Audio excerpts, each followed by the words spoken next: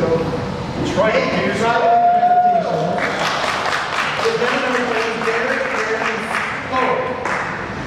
And hold, let alone hold. So, you want to hold tonight or you want to stand? Or no. Okay. You know how nervous this makes me. Okay, well this is possibly the most sane presentation we're going to see tonight. Potentially boring. This is a customer of mine who you were very familiar with. Everybody knows Enrico Piscotti and the Strip. They're in more places than the Strip. They're in our minds too. They're in our hearts, they're in our souls, they're in our bread box. Architects sometimes sleep. We're basically insomniacs, but when we do sleep, there's one thing that we dream of. Prefabricated buildings. You can see the inspiration just falling over him. As soon as he wakes up, he's going to get ready to start making something. Actually, I've been researching prefab for some time. This is one of my heroes, Adam Kalkin from New Jersey. He is very adept at this, and he's also found the sweet spot of using these shipping containers. These are these cargo containers that come over from China, and because of our shipping or trade disparity, they often stay here, so we're finding unique ways to recycle them. So Adam did a great job with this quick house. There's also cafes that I researched for this cafe project. There are some bakery cafes, but our project's going to be a little bit different because we're actually going to make stuff. There's going to be a little bit bigger. This is one of the greatest projects on the planet right now. It is a prefabricated temporary shopping mall built with cargo containers in London. It, of course, is transit-oriented, as everybody knows these days. It's near a subway station. And it's going to be there for 5 years, and it's a huge hit. Ox Park and Shoreditch Kingdom. So here, of course, is my customer, Larry. Everybody knows Larry. He does a lot of things. We have a really big vision for the potential of this project. He's a natural educator, so he provides lessons in life as well as bread. Okay? He taught me how to make pizza Neapolitan style with tin, not cake. This is, of course, you're familiar with the food. It's delicious. The bread is the kind of bread that you can actually save for a week and it won't go stale. And of course, the pizza, like I mentioned, is really made very quickly in this brick oven, 1,000-degree oven. So all these pieces of this ancient business of his, we're going to try to package for franchising. He has the idea to franchise the business and not just deliver the formula for the recipes, but also the hardware.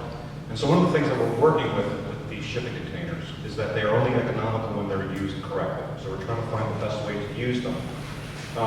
Gee, it's bright in here. Gee, these slides are dark. This is the space, though you're all familiar with it. It is a good example of what I've often called undesign.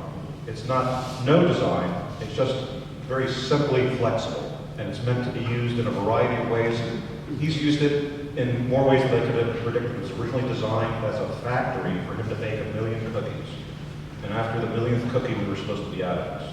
But now we're up to 4 million cookies, as well as tons of people getting married there. What a compliment to the space that people would actually share in those, in a personal moment and love it there. So anyway, fast forward to the idea. You've also maybe seen this place in the movie called The Bread My Sweet. It really documents sort of a heartwarming story at the beginning of the company. The old lady that used to live upstairs. It was a real strip district romance. It was directed by Melissa. And then here is the original design for the factory. This was originally called Enrico's Factory. It was turned into a cafe over time, so it evolved that way. But it really started out as just a sales and production area, and it turned into a place where we all sit out now and love to eat. But it also represents just the one key move of that little angle I threw in there for the pot rack, which you'll see in a minute as a signature element in the new design. This is the new project. It is 3 shipping containers. They are about 1,000 square feet when they're put together. The containers would be fabricated here in Pittsburgh and ideally shipped off to the site.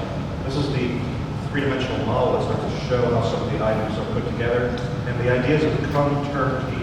You would buy the franchise and you would get all the recipe and the hardware. You'd get the brick oven, you'd get all the pre-wired and pre-hooked up exhaust tips and all those kinds of things. And basically, it could live somewhere on a short-term basis and be picked up. And I really, see this as the future of our profession, where we're building these things not once, but multiple times, where we're actually putting into it the rigor of industrial design and mass producing these things, potentially in the Rust Belt and some of these factories that are sitting empty. So of course, in a perfect world, the packaging of the project gets a green roof. It might get solar panels, try to minimize the roof penetration as much as possible. Again, this is the fully tripped out version of it. And next time we'll have to turn the lights down, guys, because you can barely see this, but trust me, it's there. The idea is that, again, this would fit into pretty much a 25-foot by 100-foot lot, standard lot, and it'd be the kind of thing that actually we're trying to make it a component of a community education program where we're trying to bring healthy eating to some of the food deserts that exist in the city. And you can see on the inside, I've gone ahead and thanks to the miracle of Google SketchUp, we're able to find all these mannequins and people to animate the project and make it more believable. But you can actually see that, it starts to take up, 1,000 square feet is very efficient. And the idea, as you'll see in a minute, is that the smaller that we can make things, the better. But there's actually a lot jammed into this little box. And personally, it's going to be my retirement plan. I plan to find having one of these and finding the right exotic location to plop down, and depending upon all of you. These are the few things I want to leave you with. You can always find me on Twitter. These are some of my hashtags that you can tweet me at. And There's a lot of hashtags. we'll leave it for you to hashtag. Oh.